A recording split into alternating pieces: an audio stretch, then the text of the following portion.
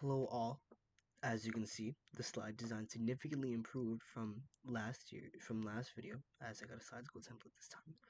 But today I welcome you to Unit 2 of APUSH, which is the colonies. Personally, I see this as the more proper start to APUSH, as it's a lot more content heavy, a lot more continuity is present. And this unit primarily focuses on, well, pretty much solely focuses on the English colonies and Europe as a like pretty much all the European superpowers and how they got into America. So then the question becomes, how they really do that? It all starts with our friend Henry Hudson, who sails up the Hudson River for the Dutch, and that pretty much be that's pretty much the marker for when all the European superpowers get interested in America, as there was already a lot of interest directed towards it because of Spain and their incursion into it and how it's benefiting them economically, which we see later with Britain, who wants to get a piece of that global trade market. But as to not jump forward a bit, let's stick with Henry Hudson, who gets that foothold in, and later on we see that Samuel de Champlain established. My pronunciation sucks sometimes, so excuse me if that sucks. He establishes Quebec later up in Canada, and Canada is going to be very significant later on in APUSH with different wars and battles, and generally with the French and with their involvement in US history. But as I said earlier, Britain wants in on the global trade market. They want to get their hands on the goods and pick a profit. So what they do is that they set up these trade companies and they plant colonies and start sending out ships to capture land in North America around 1600. And moving forward, here I want to talk about the Great Awakening versus the Enlightenment. That was a very poor transition, excuse me. But the Great Awakening and the Enlightenment, two very distinct topics that require a lot of detail going into talking about the colonies. So the Enlightenment focuses on a more rational thinking, focused on logic and a more secular lifestyle, while the Great Awakening, which chronologically doesn't really happen now, but it's important to make this distinction right now, as currently in the world we're seeing an enlightenment, like a surge in enlightenment thought. But the Great Awakening later will kind of counter that thought by bringing religion back into like the focus of societal life, as with enlightenment ideals it it takes a back seat pretty much, where we're focusing more on science and math and less about piety. But then with the Great Awakening, we see piety return and follow this trend throughout history. We're gonna see it in the 1800s near the end of slavery. We're gonna see it again in the mid 1900s, I want to say. But yeah, we're gonna see it happen all throughout history. With the Enlightenment specifically, we get John Locke's social contract, which establishes some fundamentals of a government, but it also, on a system of just to sidetrack a bit and branch off, it establishes this doctrine that all humans are kind and pure, which I always thought was interesting. But who cares about me? Let's get into the material. Where the main thing is that it establishes the not the basis for a government, but it establishes the ideals needed for one. With the Great Awakening, we have this resurgence of piety coming in a very aggressive way with Jonathan Edwards, who has his speech, Sinners at the Hands of an Angry God. And just from that title, you can kind of get the gist of it, where Edwards was really saying, hey, you're going to go to hell because you don't have this sense of piety. You aren't really that religious. There is no belief in God amongst you. You are sinning. You are chasing wealth. You are greedy. And you are now facing an angry God. And George Whitfield, in his trek around the North American land, also promotes a sense of piety in a similarly aggressive way, which does in fact work. Both of these figures are very important in the Great Awakening, and if you're taking APUSH, you're probably going to see something about them. You're probably going to get a text-based document about them. Even in the AP, you might see a text-based document about them. About, say something like, why would this what sentiment is reflected in this document? Who is most likely to talk about the ideals in this document? Something like that. And really, the main gist of it is that religion is back on the forefront in a very up in your face, aggressive manner. So now we move on to what this unit is really about, the colonies, and how the colonies are just, they serve as kind of like this set of land, these people that the English are juicing for profit. As I said in the earlier video, economics has a severe undertone in American history, where this endeavor with the colonies was an economic endeavor, which we'll get into soon. And don't even worry if you don't know all the colonies. I dedicated a main slide to most of the important ones, and then I have a speed round, which we'll get into soon. But let's move into Jamestown, which was one of these big important colonies, which was successful because it was a heavy cash crop producer with tobacco, which, as I said in the last video, that tobacco and sugarcane and indigo, these are all the three main cash crops of like the American lands. And as I just said, economic endeavor. Really, at the beginning of England's incursion into America in 1607. Literally so close to when I said circa 1600 in like two slides ago. This is about money. This is about having a stronger global trade like system. This is about making sure you have the goods to be rich, to be powerful, and to also spread out just like Spain did. This is about power. Right now with the colonies, we're kind of looking at it more on a global scale, and in the next unit and kind of with this one, we'll shift down to really what APUSH is about the specificity of America. But right now, think about this big picture, as Mr. Richmond would say. This is all big picture right now. We're looking at Britain trying to get their money with tobacco. And the reason why I have the House of Burgesses highlighted is because this is one of the first signs of a form of government called democracy, aka what we have today and what the American Revolution will truly bring to light. The House of Burgesses had their own set of representatives to voice the public's values and desires and their what they want from Jamestown. This sounds very much like a democracy because it is kind of like a little baby democracy. And although it really isn't labeled that, this is one of those initial signs. And really, it just shows you like ideas like this, like democracy, they aren't really like they don't just spawn out of nowhere. They don't just spawn from trying to be completely opposite to Britain. Because think about it, democracy is like the complete opposite of a British monarchy. The House of Burgesses shows like these early signs of a democracy forming. So that's the success with Jamestown. That's how Jamestown was successful. But the failure of it was that it wasn't built to be a lasting colony. It wasn't built to be like this foundation for a large civilization. It was just built to make profit. It was built to grow tobacco, ship it off, sell it. Bam.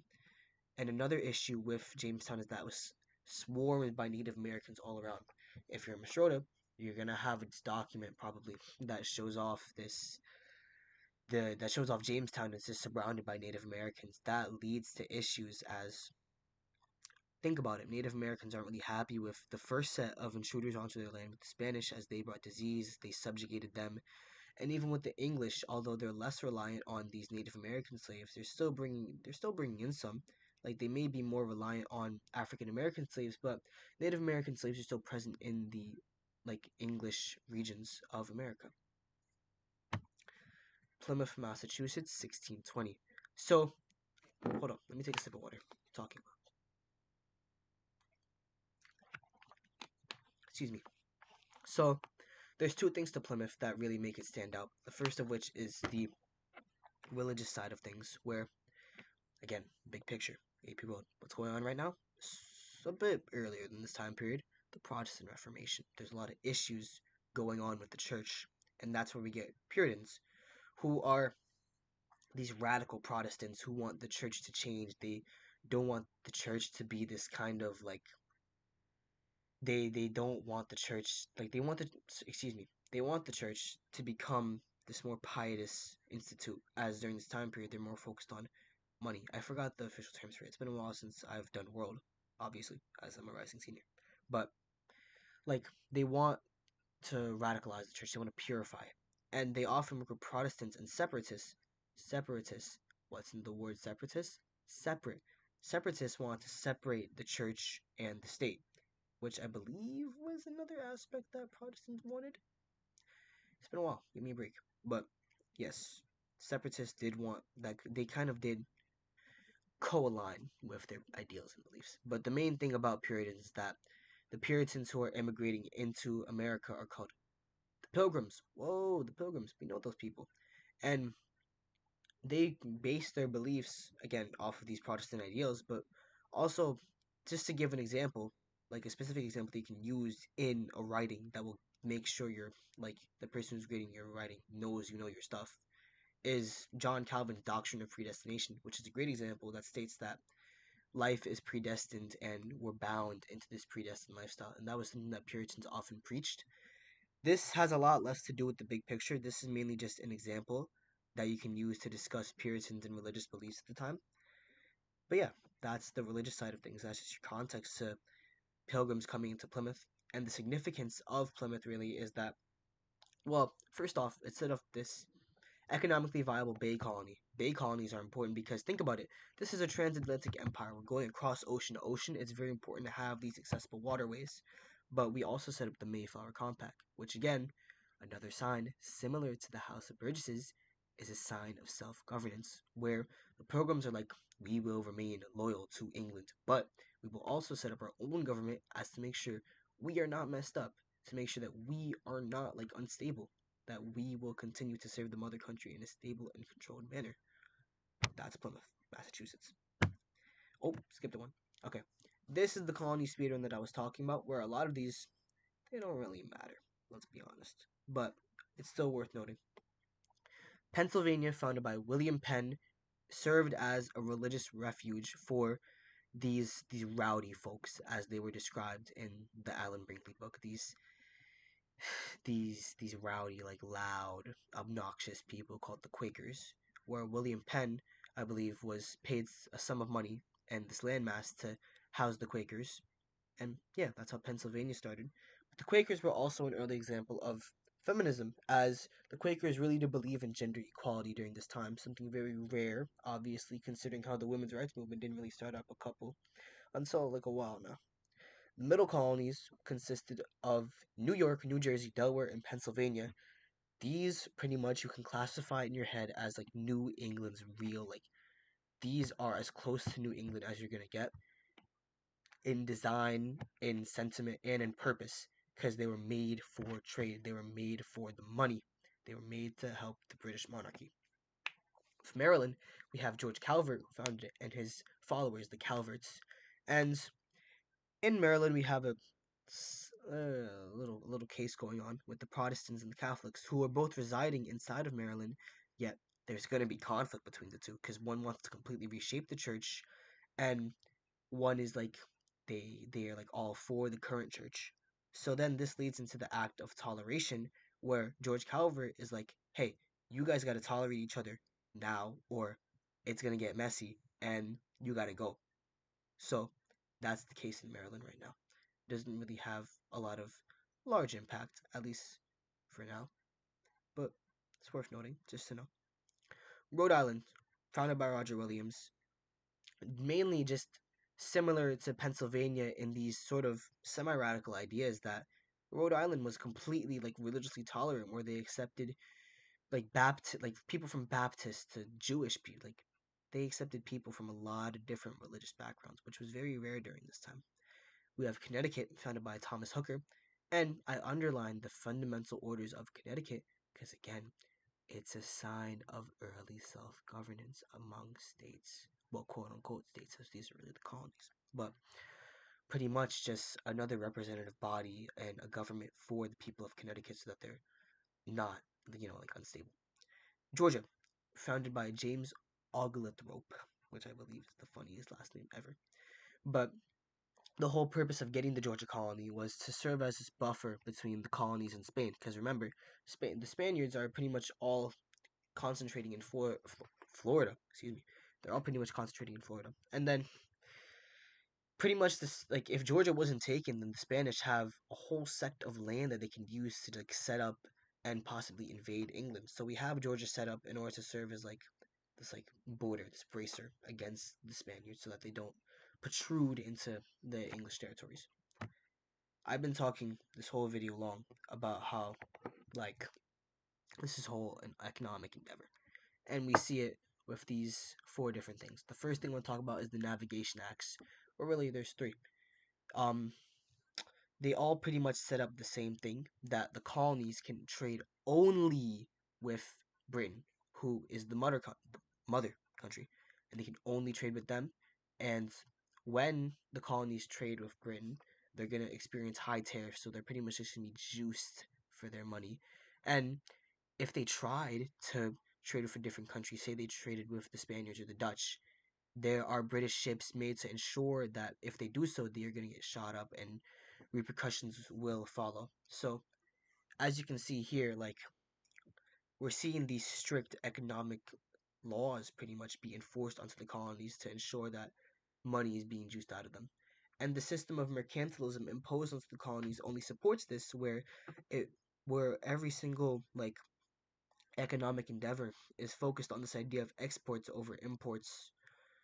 Labor wise, we're seeing, as I said earlier, the African slave trade is growing, and we have mestizos, which are the Spanish Native American crossbreeds, where both of these groups of people are being enslaved to work on plantations, grow cash crops, really just abuse them so that they can keep producing money for England and also for Spain, but primarily here for England.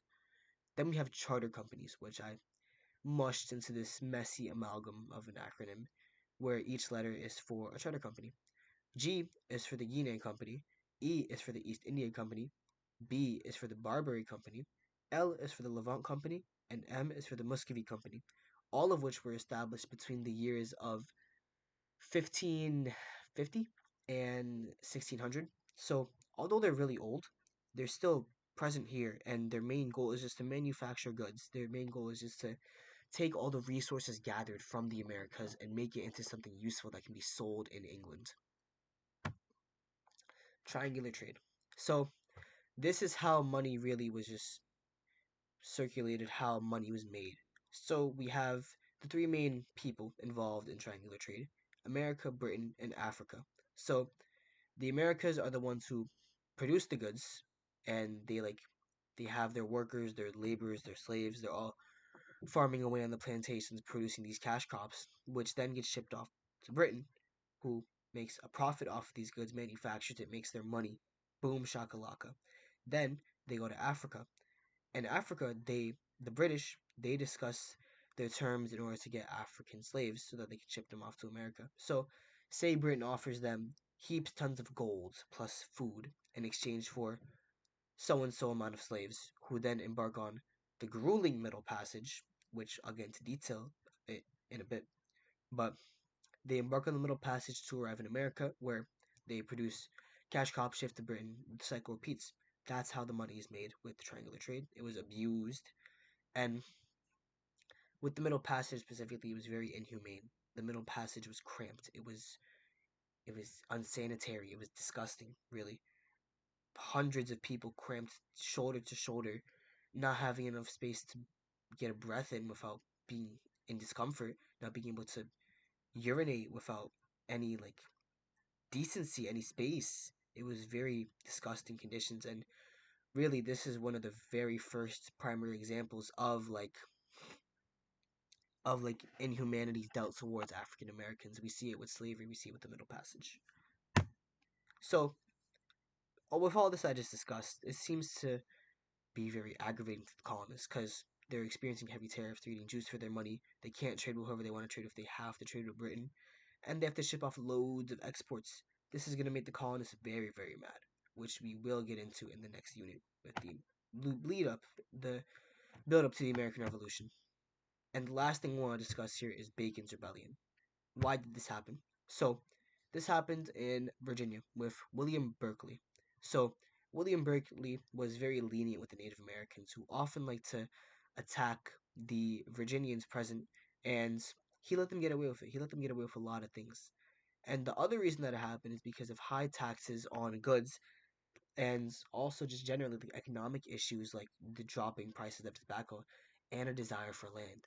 A desire for land is so important in this curriculum, and that is something that we can't really get into now.